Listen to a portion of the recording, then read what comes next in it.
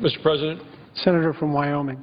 Thank you, Mr. President. Mr. President, today President Obama is supposed to unveil a national energy tax that will discourage job creation and increase energy bills for Americans' families.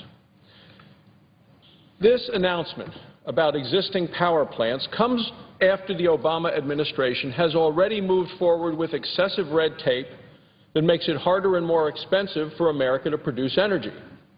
It also comes as a complete surprise to the members of the Senate, especially since Gina McCarthy, the President's nominee to lead the Environmental Protection Agency, just told Congress that it wasn't going to happen. Now, she is currently the Assistant Administrator of the EPA. Here's what she told the Senate about regulations on existing power plants. Quote, "The agency is not currently developing any existing source GHG regulations for power plants. As a result," she said, "we have performed no analysis that would identify specific health benefits from establishing an existing source program." So, Mr. President, I would say it is clear with today's announcement by President Obama about existing power plants that Gina McCarthy is either arrogant or ignorant. She either didn't tell the truth to the Senate or she doesn't know what is going on within her own agency. Either way, such a person cannot lead the EPA. And to the point that this morning's National Journal Daily, with a picture of her right there on the front page, says Obama's efforts could make EPA nominee Gina McCarthy's confirmation more difficult. Mr. President, in this economy, the last thing we need to do is to have a national energy tax that will discourage hiring and make energy even more expensive. Also, I'd like to point out to the White House that they continue to say that the main objective of the President's plan today is to, quote, "lead the rest of the world." Well, based on the news of the last week, it is clear that the rest of the world, including China and Russia, isn't following President Obama's direction or his leadership. That brings me to my next topic. Last week, President Obama gave a speech at the Brandenburg Gate in Berlin. In that speech, he said he plans to cut the number of America's deployed strategic nuclear weapons by up to a third. This would be a drastic cut and would be on top of the drastic cuts in the New START arms control treaty from less than 2 years ago. President Obama's latest defense cuts are short-sighted, and his approach to making this important announcement has been far too hasty. First of all, in the President's speech, he repeated what's been sort of a mantra for people who want to eliminate all nuclear weapons. He said, quote, "So long as nuclear weapons exist," he said, "we are not truly safe." Well, in 1987, President Ronald Reagan went to the same spot, at the Brandenburg Gate, in the shadow of the Berlin Wall. He gave a speech in which he urged the leader of the then Soviet Union to, quote, "tear down this wall." In that speech, President Reagan also said that freedom and security go together. In contrast to President Obama's idealism, President Reagan grounded his beliefs in history and in facts. We've experienced a world without nuclear weapons. Great powers went to war with each other repeatedly. They caused unthinkable amounts of death and suffering. The estimated number of dead from World War II generally ranges from 45 to 60 million. We haven't had a war with that kind of global death toll since then. Nuclear weapons and their deterrence power are a critical reason for that. Ronald Reagan knew that America's nuclear deterrent helps keep Americans safe and helps keep our country free. I think it's important that we recognize that essential truth. President Obama seems to base his plan to cut America's defenses on this false notion that we are safer without nuclear weapons. Mr. President, this is a serious problem. Now, second, I think it's important to recognize that a vital part of the deterrent is what's called the nuclear triad. This is the idea that we as the United States have 3 ways that we can defend America. We have nuclear weapons on bombers, that they can fly where they can be flown to where they're needed. We have nuclear submarines that where nuclear weapons can be launched from the ballistic missile submarines. They're stationed around the world, and we have nuclear weapons in the ground that can launch on intercontinental ballistic missiles. All of these have different uses, and together they create a flexible, survivable, and stable nuclear deterrent. The triad ensures other major powers are never tempted to go too far and threaten America's security or that of our allies. So the second thread of President Obama's plan is that it could require substantial cuts to the ICBM force across the country. That means a weaker triad, a weaker deterrent, and a weaker defense. Now, the Secretary of Defense gave a speech the other day, too. He committed to actually keeping the triad of air, sea, and land-based deterrence. So if the President is serious about protecting Americans and our allies, he should immediately announce that he agrees with what his Defense Secretary said the other day. The President needs to reassure the American people that he will take no steps that could weaken the triad or any of the parts of it. So the question is, why now? The Senate just ratified New START about a year and a half ago. That treaty set new levels for nuclear weapons and for delivery vehicles, but we haven't had time to even implement those new levels, and the President goes and makes this next statement. Why the big rush to say that those levels are all wrong and we need to cut even more nuclear weapons? In 2010, the Senate held hearings about New START. The head of the U.S. Strategic Command at the time was General Chilton. He was asked if the treaty allowed the United States, quote, to maintain a nuclear arsenal that is more than is needed to guarantee an adequate deterrent. General Chilton said, quote, I do not agree that it is more than is needed. I think the arsenal that we have is exactly what is needed today to provide the deterrent. Exactly what is needed. A former Secretary of Defense testified at the same hearing, James Schlesinger. He said that the strategic nuclear weapons allowed under New START, he said, are adequate, though barely so. So what's changed from the testimony in 2010 or since the Senate ratified the treaty at the end of 2011? The level was barely adequate a couple of years ago. It was exactly what was needed then. So how can we now cut another 33% off of that level? That's what the President's proposing. The only thing that's changed since then is it seems to me the threat of hostile nuclear programs has become even greater. As countries that are not our friends grow closer to modernizing their nuclear weapon program, it would be irresponsible for us to weaken our own program. We haven't even had a chance to confirm that Russia is complying with its obligations under New START. Now, Russia has a long history of not complying with treaties. President Obama set out to reset relations between our two countries. Well, there's no evidence that anything really has changed. Even the Washington Post admitted the failure of the so-called reset. They ran an editorial last week, Obama's starry-eyed view of Putin, they titled it. It said, in touring Europe this week, President Obama has portrayed Russia's Vladimir Putin as a ruler with whom he can build a constructive, cooperative relationship that moves us out of a Cold War mindset. They go on to say, in a blinkered view, that willfully ignores the Russian president's behavior. Willfully ignores the Russian president's behavior. The Washington Post got it right.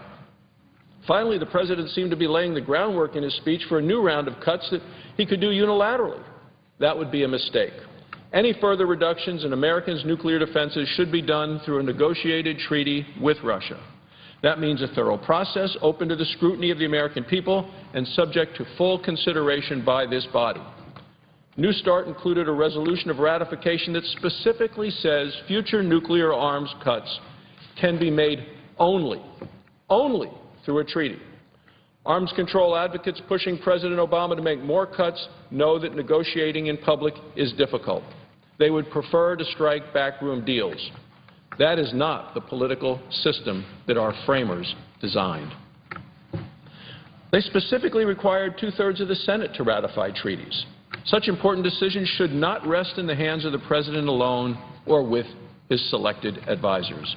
Under the President's plan, he would cut our nuclear defenses 55%. Russia continues to modernize its nuclear arsenal. China is expanding its nuclear stockpile. Iran is accelerating its nuclear efforts. North Korea continues its nuclear threats. We already have the New START treaty. It would be irresponsible to move forward with these sorts of cuts that the President is talking about without extensive discussion with the American people and Congress. The world remains a very dangerous place. Instead of drastically weakening America's defenses, the President should focus on stopping countries like Iran and North Korea from expanding their nuclear programs. America can't afford to lose the full deterrent effect of a strong nuclear defense. Thank you, Mr. President. I yield the floor. President. Republican Whip. Mr. President, I want to start by thanking the Senator from Wyoming for his comments this morning. I think they are right on the mark. We've tried in world history appeasement of those who would seek to use their power to bully other people into submission, and I worry that the President is taking a naive approach here and unilaterally disarming the United States in the face of a rising threat from Russia and other parts around the world. So I thank the Senator for his very important comments on a very important topic. Mr. President, now that cloture was invoked on the underlying Leahy Amendment, I think it's very important that the American people and members of Congress look more closely at what actually is in the immigration bill that we will be voting on during the course of this week, and presumably, if the majority leader has his way, will see past this chamber and head over to the House of Representatives. But it was just 3 years ago when the majority leader of the Democratic House leader, formerly the head of that chamber, Nancy Pelosi, famously said that we would have to pass Obamacare in order to find out what was in it. I bet we've all said things that we regret, and I bet if she had it to say over again, she would not have said it that way. But indeed, it seemed to strike such a responsive chord in people because the public realizes what we should acknowledge, which is 2,700 pages of legislation passed through without adequate deliberation and understanding of what's in it, purely on a partisan vote. You're bound to make mistakes. And unfortunately, we know how Obamacare turned out. We've seen now votes, bipartisan votes, to repeal certain portions of it, the 1099 requirement.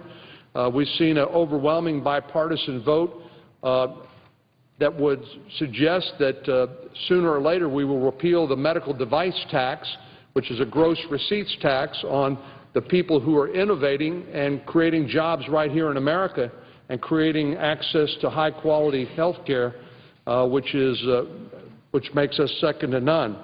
But we saw how it turned out in Obamacare, and now once again we're being urged to enact a massive piece of legislation before the American people are fully aware of what's in it. Indeed, some supporters of the immigration bill are hoping that some of its more outrageous elements will go unnoticed. Well, that's not going to happen. We're going to be spending the next few days until this bill passes this chamber to point out some of the more indefensible provisions in the underlying bill. So today I'd like to talk about what I think is arguably the most indefensible portion of the bill, the part that grants immediate legal status to immigrants with multiple drunk driving or domestic violence convictions. As we know in the underlying bill, those who apply for and qualify for registered provisional immigrant status can stay in the United States, work for up to 5 years, providing they meet the terms of that probationary status. And they can actually reapply for another 5 years, and then eventually after 10 years, they can qualify for legal permanent residency, which is the pathway to American citizenship as early as 3 years from that time. But under the provisions of this bill, immigrants who are out of status, undocumented immigrants, can get access to probationary status and get on a pathway to legal permanent residency and citizenship, even though they've committed multiple incidents of driving while intoxicated or domestic violence. Most Americans aren't aware of these provisions, but I can assure you that everyone will suffer the consequences if this ill-considered provision becomes the law of the land. In fiscal year 2011, Immigration and Customs Enforcement deported 36,000 individuals with DUI convictions. That's driving under the influence convictions. Nearly 36,000 people. That gives you an idea about how big this problem really is and what the consequences of turning a blind eye to this provision in the underlying bill, what impact it might have on the public.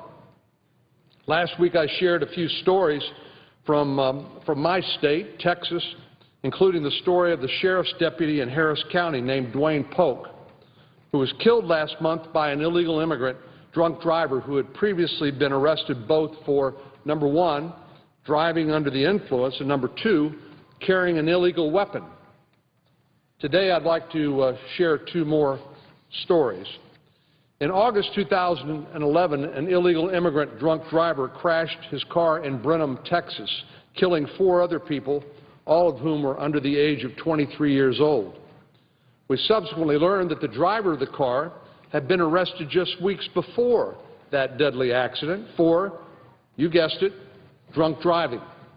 And yet, because his initial offense was technically a Class C misdemeanor, he was not taken into federal custody and deported. In March 2012, an illegal immigrant drunk driver crashed his vehicle into an apartment building in Houston, killing a 7-year-old boy and leaving a 4-year-old boy with severe burns on nearly half of his body. Not surprisingly, the drunk driver had been arrested for DUI once before, in 2008, and in 2011, he'd been charged with attacking his wife by punching her in the face. Mr. President, we know that drunk drivers and domestic abusers tend to be serial or repeat offenders. In other words, it's rare that people who engage in domestic violence only do it once, and people who drive while intoxicated only do it once. By offering registered provisional immigrant status to illegal immigrants with multiple DUI convictions or domestic violence convictions, we're virtually guaranteeing that more innocent people will lose their lives or become victims of violent crime. That's unconscionable, and it's indefensible. Last week, I challenged any member of this chamber to come down to the floor and defend these provisions, and I repeat that challenge today. I don't think we'll find any takers, because you can't defend the indefensible. And granting legal status to drunk drivers and violent criminals is just that, an indefensible policy that will inevitably have tragic circumstances. Provisions like this one are just one more reason why this bill is dead on arrival in the House of Representatives. Mr. President, just one final point. Many critics of my border security amendment called it a poison pill, which of course is ridiculous because it used the same criteria that were used in the underlying framework written by the Gang of Eight. But leave that aside. Here's what I would say to those critics. If you want to know what a real poison pill is, all you have to do is read through these provisions with regard to criminal justice in the Gang of Eight bill. We should not be supporting legislation that grants immediate legal status to drunk drivers and domestic abusers. I can understand why the American people are asked to extend an act of uncommon generosity toward people who enter our country in order to work and provide for their families. But for those who've demonstrated their contempt for the rule of law and for the legal standards which govern all Americans, I don't think deserve this sort of extraordinary treatment. So I hope there's somebody who will come down to the floor and explain why these provisions are in the bill. Mr. President, I yield the floor. Mr. President. Majority Whip. Mr. President, we have an historic opportunity here in the Senate. It doesn't happen very often. Bipartisan bill, How about that? Yesterday we had 67 votes in favor of this immigration reform package. We would have had 69, but 2 Democratic members were held up. Their flights were delayed and they couldn't make it. 69 basically means that we had somewhere in the range of 17 Republicans joining with the Democrats. That's amazing on an issue this controversial. I've been engaged in meetings on this measure for quite a few months. 8 of us, 4 Democrats, 4 Republicans, all over the political spectrum, sat down and said, we're going to come up with a bill. And it won't be perfect, and not one single individual senator is going to like it, but together we're going to agree on something, and we did. There are parts of it that I don't like at all. There are parts of it that I think are great. That's the nature of a compromise, and that's what we're expected to do. It's a long bill. This is the bill as we voted on yesterday. And even though many members are complaining about the size of this bill, most of that bill has been out there now for almost 2 months. Even a slow-reading senator should have been able to get through it. 100 pages new, brought in yesterday, I'll concede, over the last 4 or 5 days. But at least 100 pages can be addressed by most senators and their staff. Why do we need to do this? Why don't we take the easy way? Find something wrong in here and vote no. I guarantee you I'll point to 5 or 6 sections that I would rewrite. Well, if we do that, where do we leave our country? We leave 11 million people who are undocumented, living in the shadows, fearing that they may be deported tomorrow, working for below minimum wage under intolerable conditions, competing with American workers. We don't know who they are officially, where they live, or what they do.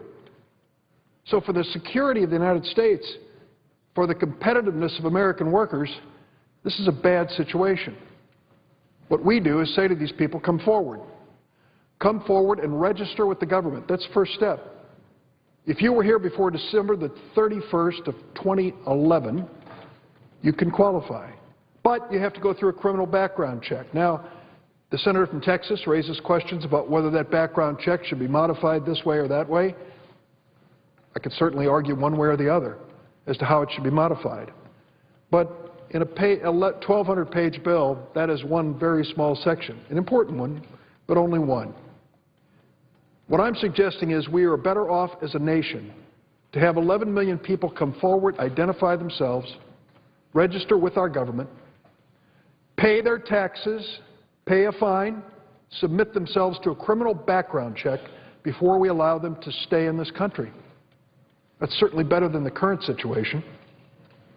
On the other side, this bill also creates an opportunity for them. After 10 years of being monitored by our government, they have a chance to move into a status where they can start working toward immigration in a 3-year period of time, working toward citizenship in a 3-year period of time. 13 years. This is no amnesty. During that period of time, before they become citizens, they will have paid, under our bill, some $2,000 in fines, paid their taxes every single day they work, learn English, and of course submit themselves to this continuing background check. We're a better nation when that occurs. In addition to that, there are provisions in here that relate to a group of undocumented that mean an awful lot to me, personally. It was 12 years ago that I introduced the DREAM Act. The DREAM Act said if you were brought here as a baby, an infant, or a child, and you have been educated in the United States, graduated high school, have no serious criminal problems, you have a chance to become a citizen by completing at least 2 years of college or enlisting in our military. I've been trying to pass that for 12 years. It was, I think, 2 years ago that we had the last vote on the Senate floor on the DREAM Act. Every time we've called it, we got a majority. But we couldn't pass it because of the Republican filibuster. The last time we had this debate, those galleries were filled with young people who were undocumented in caps and gowns. They were sitting there to remind us that they were graduating from our schools, among them valedictorians, many who had been admitted to college, accepted in college, and couldn't afford to go because they were undocumented. This bill deals with these dreamers, as we call them today, and gives them a chance to become citizens. About 500,000 of them have come forward already under the President's executive order. Their stories are amazing and inspiring. At a meeting with President Obama 2 weeks ago, we talked about the DREAM Act. And he said when the dreamers came into my office and told their stories, he said there wasn't a dry eye in the room. The sacrifices that they're making in the hope that they can become part of America's future. I have the greatest faith in them, and I know they're not going to let me down. Their stories are going to continue to inspire us, and they're part of this bill. Can I find one section in this bill that I disagree with? Sure I can. But can I turn my back on 11 million people being given a chance to come forward, register, and become part of America with some strict conditions? Can I turn my back on 1.5 million dreamers, and that's an estimate, but 1.5 million dreamers who will finally get their chance to be part of America's future? No. I'm not going to turn my back on it. I'll work to improve this bill, but I'm not going to walk away from it. Walking away from legislation, voting no, may be an easy thing for some, but when it comes to this, it's not easy for me. It's something I won't do. I want to stand by it. And let me say a word about the rest of the bill. There are provisions in this bill that deal with things that we don't think about. Here's the reality. If you happen to be a grower growing fruits and vegetables in America, and you put out a sign, "Help Wanted," would you like to come and pick strawberries in Salinas Valley in California? Would you like to come pick apples in southern Illinois? There aren't a lot of local kids who sign up. It's hard work. Some say dangerous work, and I believe it is. Those who do these jobs, the migrants who come in and work, do it for a living. Hard, tough labor. Without them, these crops don't get picked and processed, and we suffer as a nation. Well, this bill has a provision on agriculture workers that is extraordinary.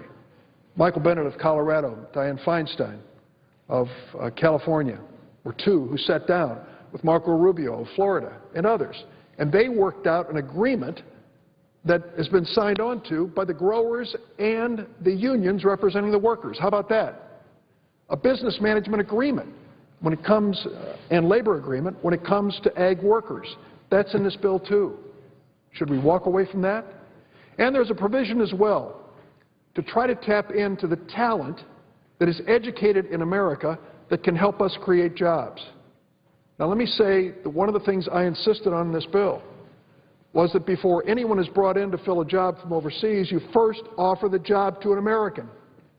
That to me is the bottom line. That's my responsibility as a senator who represents many of the people who are unemployed today. But this bill takes it a step beyond that. If you can't fill that position, you have an opportunity to fill it with someone brought in from overseas. I'll give you an illustration. The Illinois Institute of Technology, which is an extraordinary school for engineering and science in the city of Chicago, their commencement a few years ago when I spoke, virtually every advanced degree was awarded to someone from India. Today, virtually every advanced degree is awarded to someone from China. I've met some of these graduates, and I said to them, with this education, the best in the world, would you stay here in America if you were offered that chance? And they said yes. Why would we educate them and send them off to compete with American companies?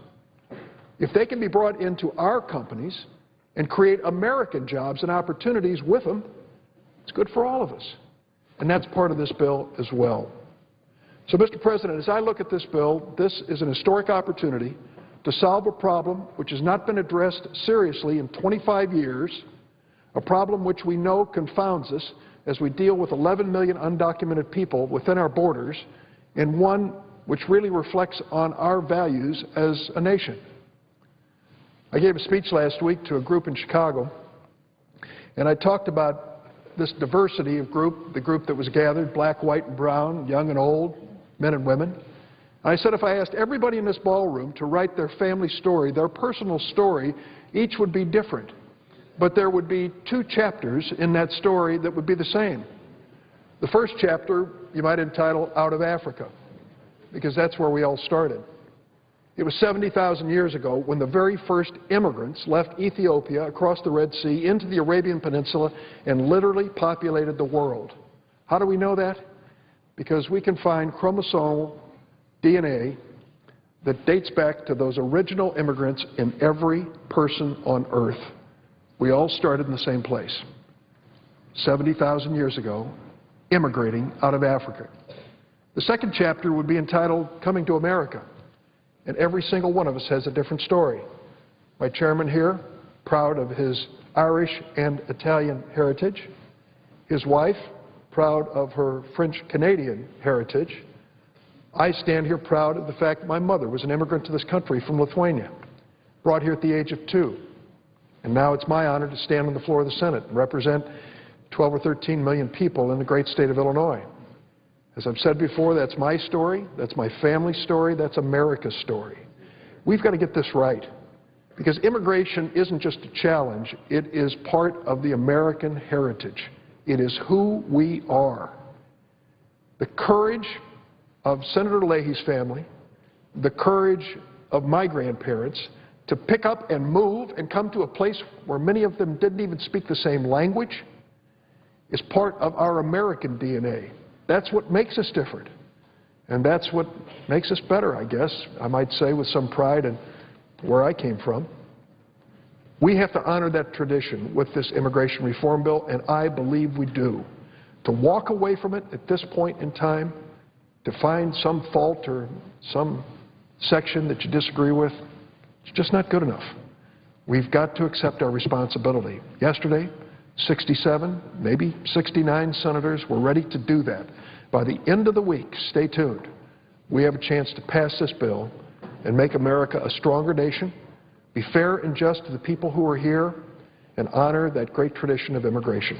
Mr. President, I yield the floor. Senator from Vermont. Mr. President, one, I want to applaud the senior senator from Illinois for his statement. And I'll say publicly on the floor of the Senate what I've said to him privately, what I've said to him in our leadership meetings, and what I've said to him in our caucuses, that he is the champion of the DREAM Act. That act, when it finally passes, I think these dreamers will have a better life because of it, but there would be one person they can thank, and be Senator Dick Durbin of Illinois, because from the time I've known him, and it's been years, this has been front, foremost, over and over again, and I just want to state my admiration for the Senator from Illinois for doing that. We need to let the chair report the bill. Morning business is closed. Under the previous orders, the Senate will resume consideration of S-744, which the clerk will report. Calendar number 80, S-744, a bill to provide for comprehensive immigration reform and for other purposes.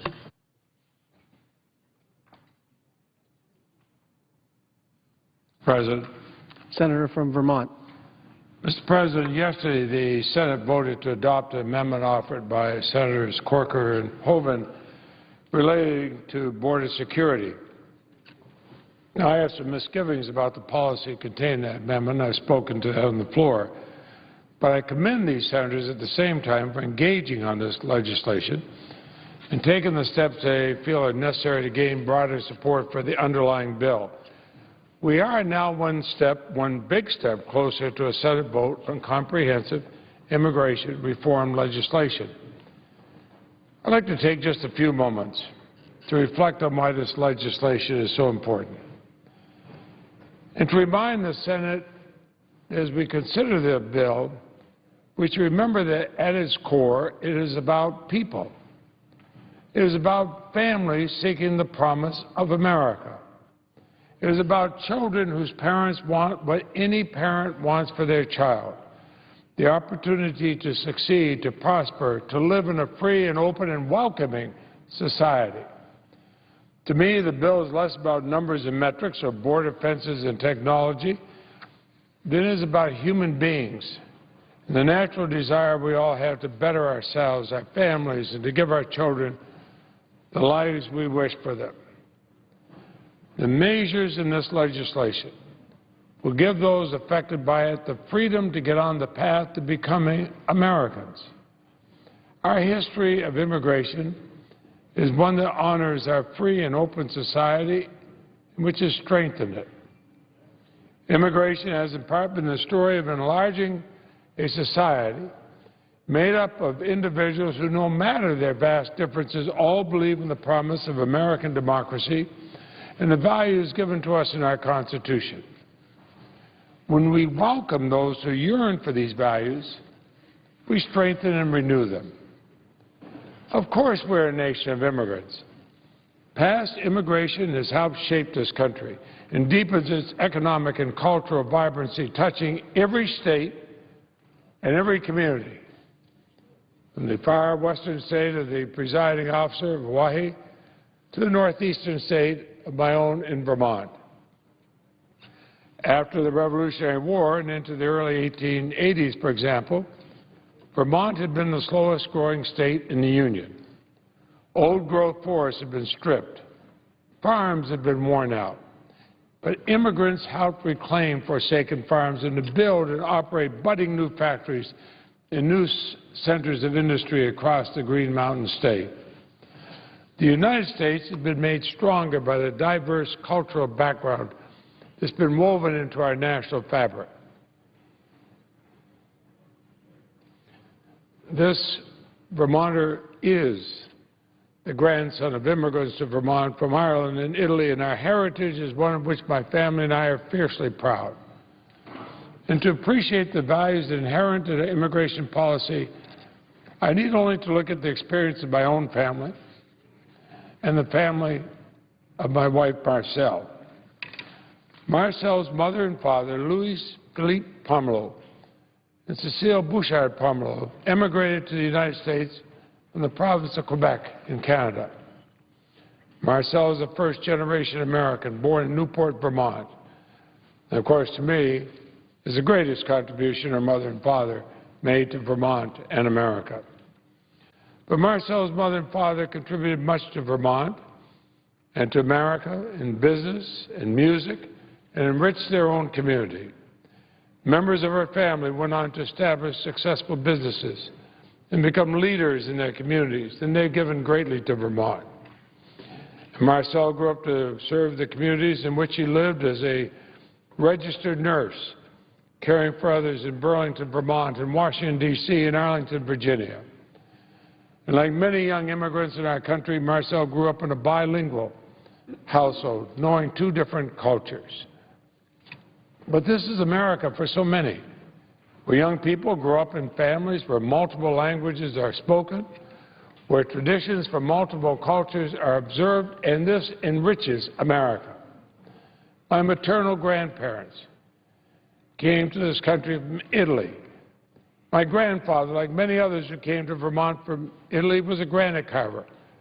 He opened a granite business in central Vermont. And the hard work and determination of my maternal grandparents, who did not speak English when they arrived, to settle in this country laid the foundation for my mother and our family. My paternal great-grandparents came from Ireland, and my grandfather was named Patrick Leahy, and I'm named after him. Worked in a stone quarry as well. They worked hard. They had a family. I grew up the son of printers in Montpelier, our state capital. But nearly every American family has a story like mine and Marcelle's. We are more alike than we are different from today's immigrants and first-generation Americans.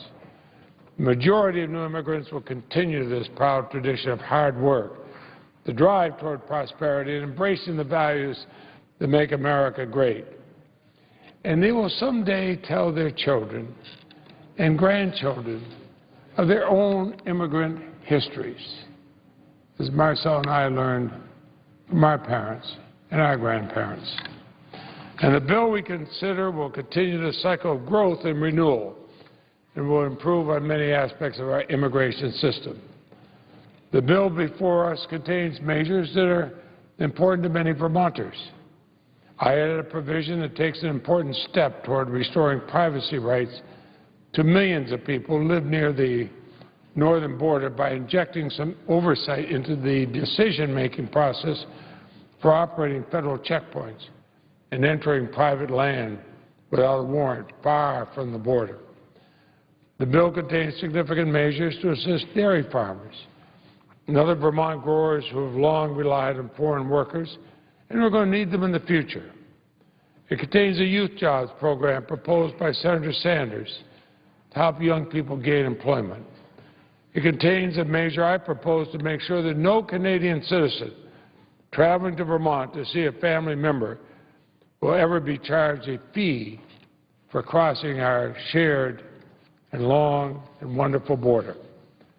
It contains an improvement to the visas used by nonprofit arts organizations around the country, like the Vermont Symphony Orchestra, to invite talented foreign artists to perform in America. It contains measures to improve the lives and future of refugees and asylum seekers who call Vermont home.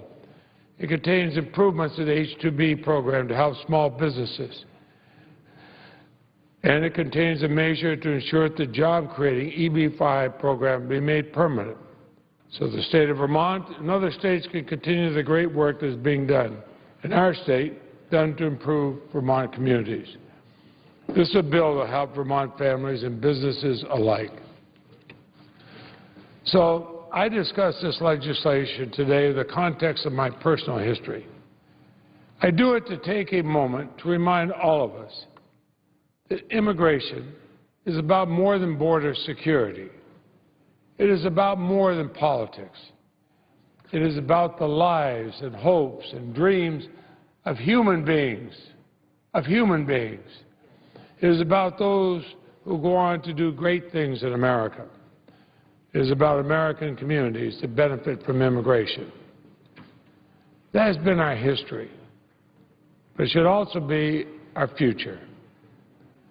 As I said before, the legislation before us will help write the next great chapter in America's history of immigration.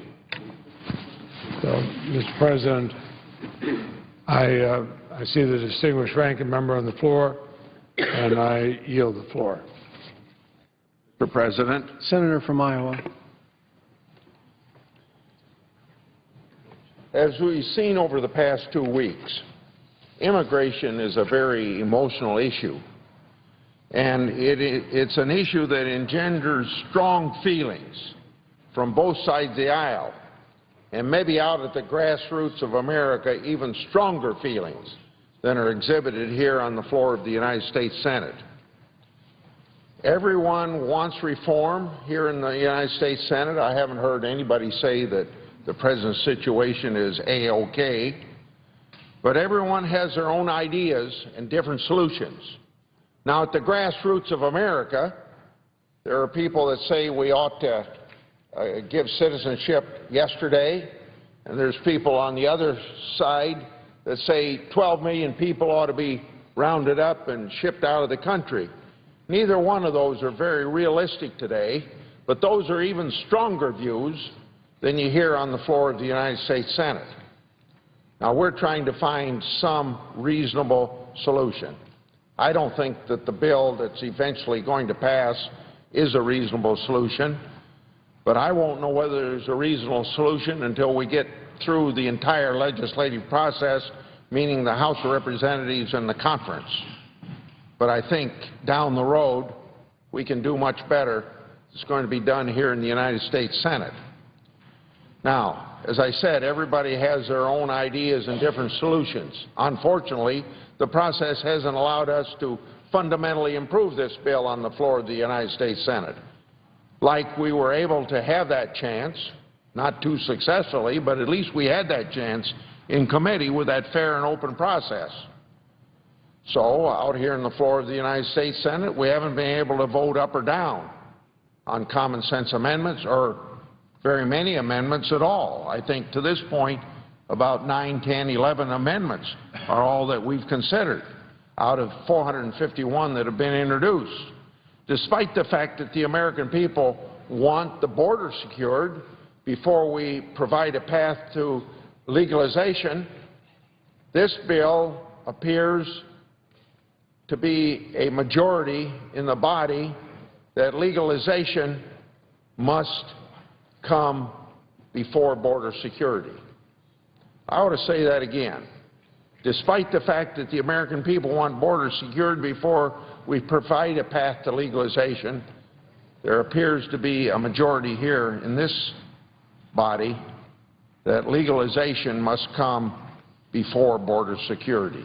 Now, the polls around America show just the opposite. Border security first, everything else after the border secured. This approach of legalization first is concerning, not only because the border won't be secured for years down the road, but more importantly, because it devalues the principle that's very basic to our country and our constitutional system of government, the rule of law. Rule of law means that the government will follow the law as its rights, and we expect the people to do likewise. People need to be able to trust their government and trust that that government will be fair. I emphasize with people who come into this country to have a better life. Who's going to blame them for doing that? We would do anything to give our kids a better life. Some people see no other choice but to cross the border without papers, to find work, and sacrifice everything they have to do it, and to take a chance that they're going to run up against the law and be deported. But they do it because they want a better life. That's very basic to the American way of life, but it's a natural right of most people around the world, a natural right that most of them aren't able to bring to fruition. Now, the American people happen to be very compassionate. I know that they're just trying to find a better opportunity and live the American dream, these people that come here undocumented. We're the best country in the world. We should be proud of it. We're an exceptional nation. But we're a great country because we've always abided by the rule of law. The rule of law is what makes all opportunities that we have possible. In 1903, President Theodore sent a message to the Congress, the State of the Union message. He talked about how men must be guaranteed their liberty and the right to work, but so long as a man does not fringe upon the rights of others. He said this, quote, "No man is above the law, and no man is below it, nor do we ask any man's permission when we ask him to obey it," meaning the law. Obedience to the law is demanded as a right, not asked as a favor. End of quote of Theodore Roosevelt. I'm a believer, just like everybody in this body, in the rule of law. Despite what some say, including the majority leader, that does not mean that we want to deport 11 million people. I want a humane and fair process for them to live, work, and remain here. I have said many times, and I've said it many times, particularly in the past few months, that we don't necessarily need more laws, but rather we need to enforce the laws that are already on the books. And that's what I hear at my town meetings when people come to them and I start to explain about immigration. Somebody pops up, rightly so.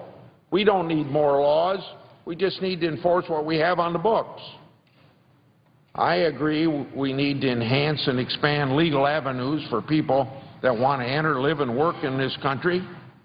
But we have laws that have gone ignored for 17 years. We have laws that are undermined and disregarded. The country will benefit if we have sensible immigration laws. One of the failings of the 1986 law was that it didn't do enough to create avenues for people to work here. Advocates for reform claim that they want a long-term solution. But what we have before us is nothing but a short-term Band-Aid. Really what the bill does is clean the slate Now those words, clean the slate, were a phrase that we used in 1986. That was the goal, clean the slate. And we'd start all over again. Now, I've referred many times, probably sickening a lot of people in this body, when I refer to the mistakes we made in 1986, not to repeat them. But here we are. We want to clean the slate again and start over. The problem is, you know, if we just do the same thing we did in 1986, we'll be back here 25 years or less wanting to do the same thing. So some senators are going to say in 2038, all we need to do is clean the slate. Well, we said that in 1986, and we're back. We did clean the slate, and we're back here in 2013 cleaning the slate again. We should have a long-term solution to these immigration issues. We should pass true and meaningful reform. And in doing so, we shouldn't be ignoring the very principle on which our country was founded, the rule of law. We shouldn't have to in any way be apologetic for taking this position either. And you get the opinion by hearing some speeches on the floor of the United States Senate that some people have more respect for people that violated our law than they have respect for the rule of law or people who have abided by the law. You know, we have people all over the world at our embassies standing in line for long periods of time to come to this country legally. Those are the people that we ought to be respecting. Now, I don't mean we disrespect people that have come here to work, but it is one thing. They did violate our laws to come here. And we don't have to apologize for not accepting the fact that it's okay to violate laws. So we shouldn't be apologetic for any position we take that's backed by the rule of law, the foundation of our society. Why should we have to apologize for wanting to ensure people that live by the law that we set?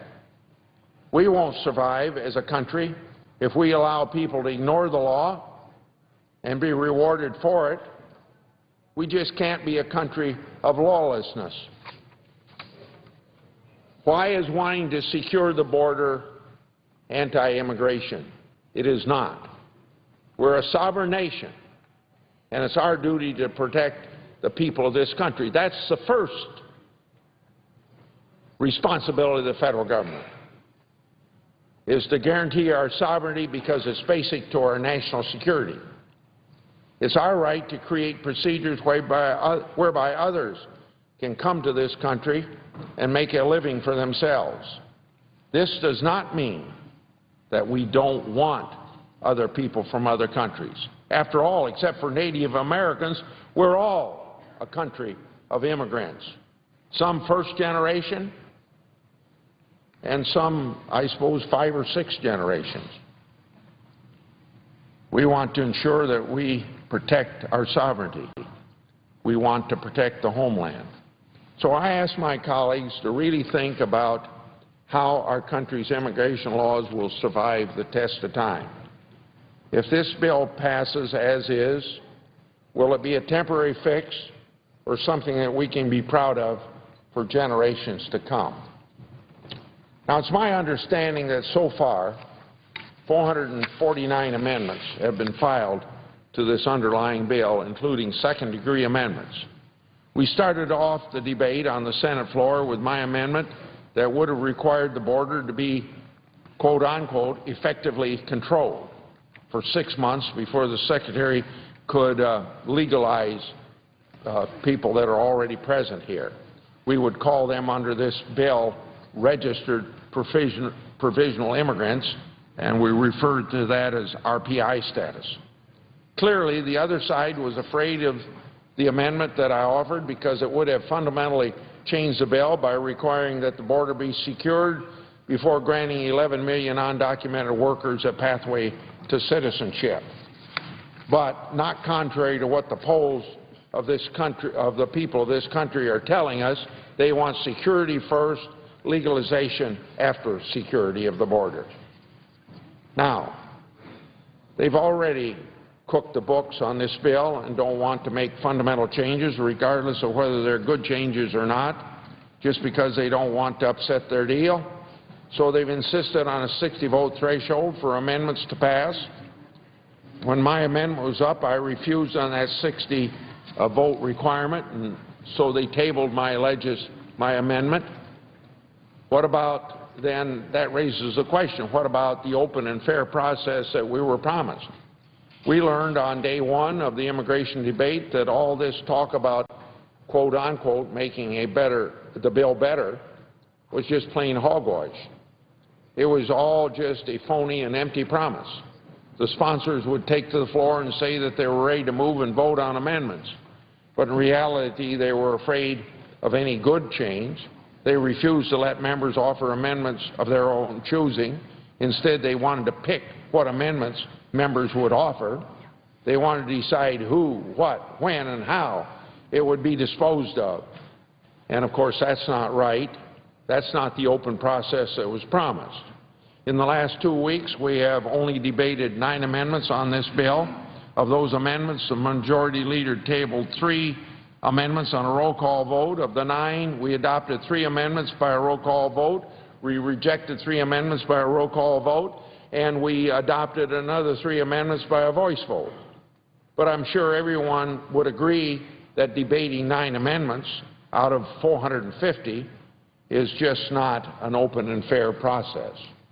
So we have a lot more amendments that have been filed and not considered. These amendments would make this bill better.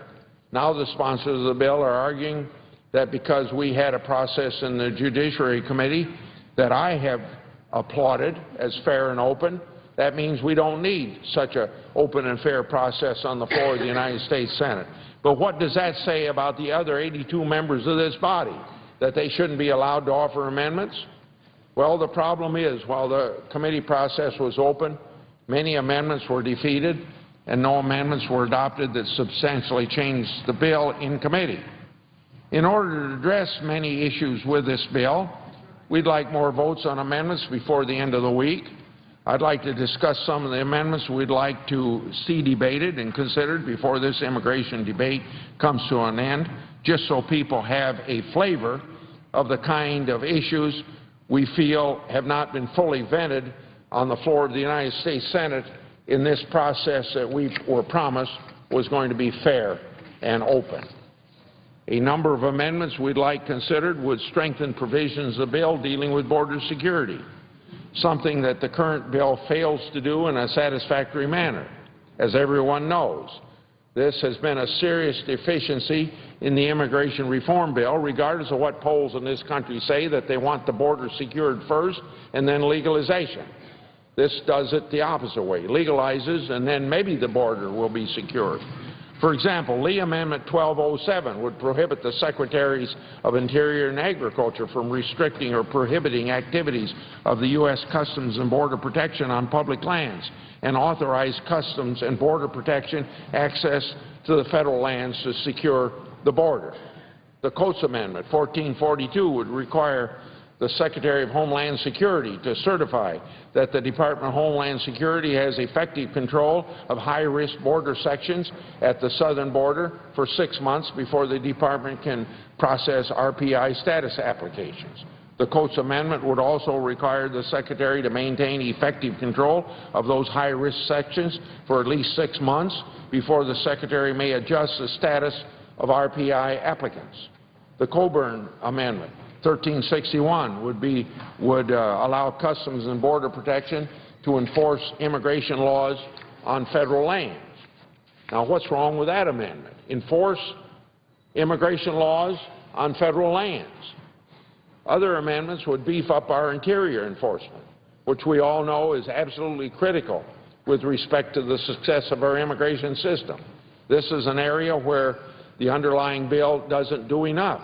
An excellent amendment we haven't had an opportunity to debate and vote is on Sessions Amendment 1334. That amendment would give a number of tools to state and local governments to enforce the immigration laws, including giving states and localities the ability to enact their own immigration laws, withholding specific grants from sanctuary cities that defy federal immigration enforcement efforts, facilitating and expediting the removal of criminal aliens, improving the visa issuance process, and lastly, assisting U.S. Immigration and Customs Enforcement officers in carrying out their jobs.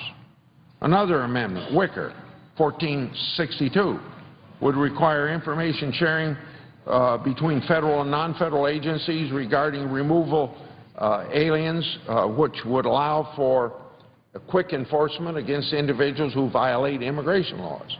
The Wicker Amendment would also withhold certain federal funding from states and local governments that prohibit their law enforcement officers from assisting or cooperating with federal immigration law enforcement. Some of the amendments that we haven't considered would ensure that our criminal laws are not weakened by the bill. I have an amendment, 1299, that would address some of the provisions in the underlying bill that severely weaken our current criminal laws. Now, isn't that funny? You want to enforce,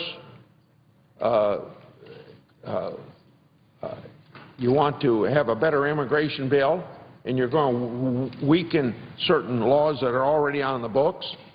Specifically, my amendment 1299 would address language in the bill that creates a convoluted and ineffective process for determining whether a foreign national in the street gang should be deemed inadmissible or be deported.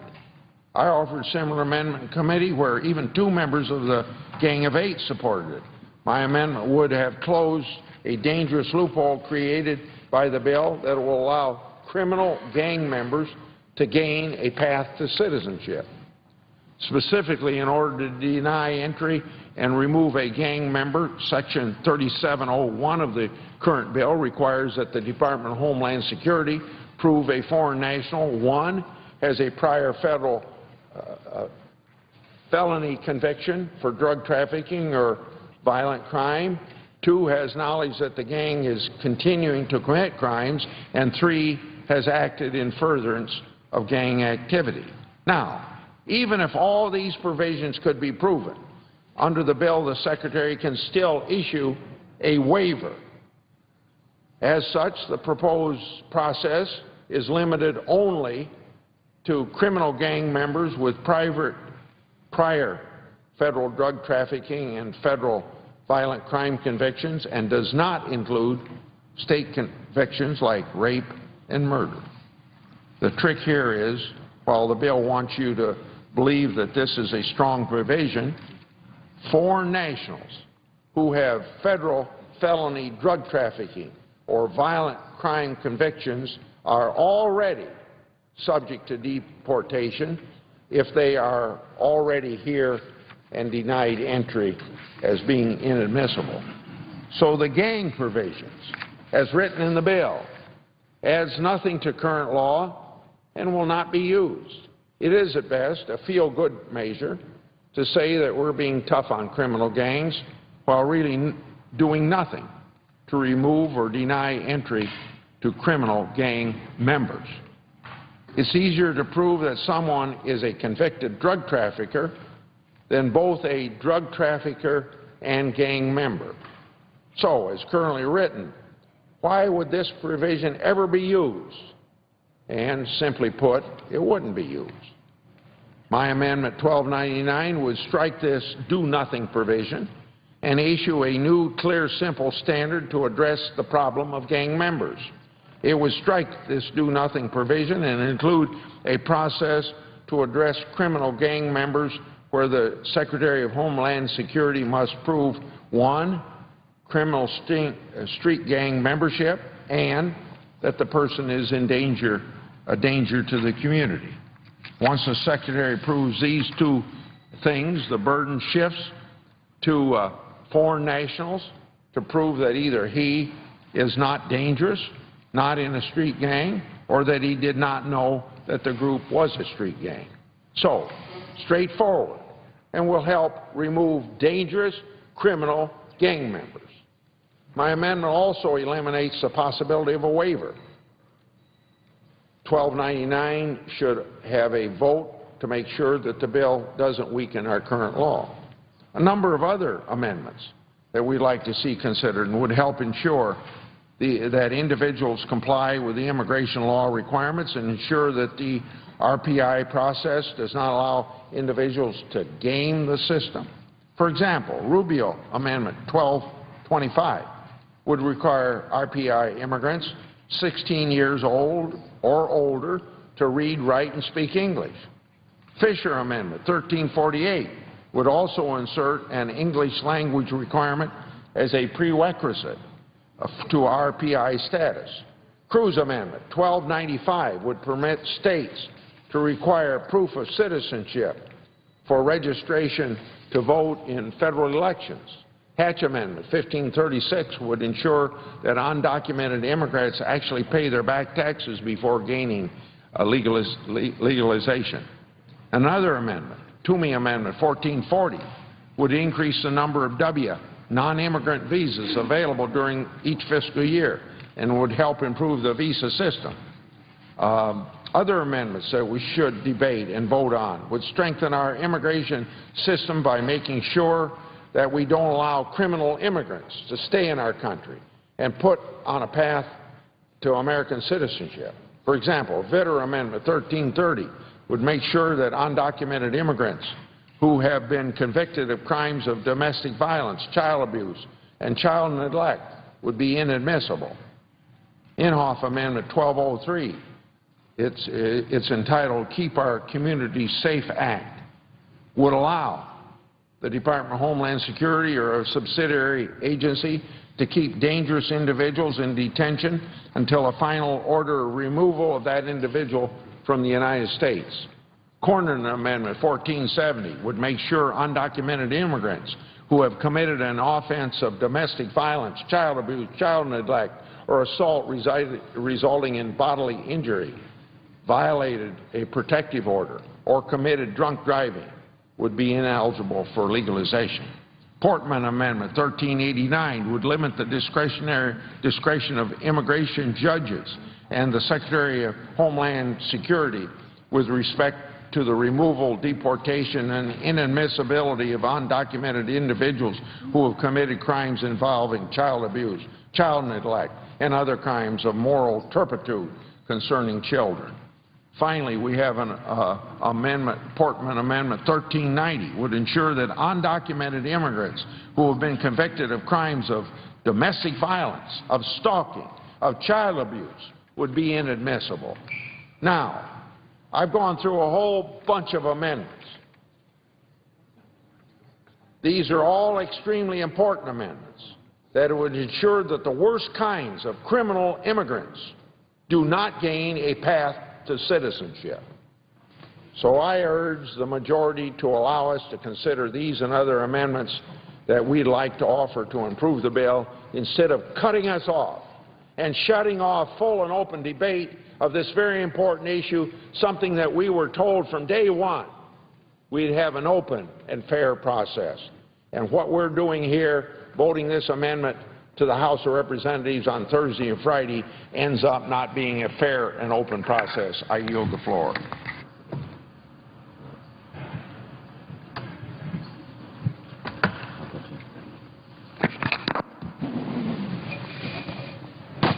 Madam President. The senator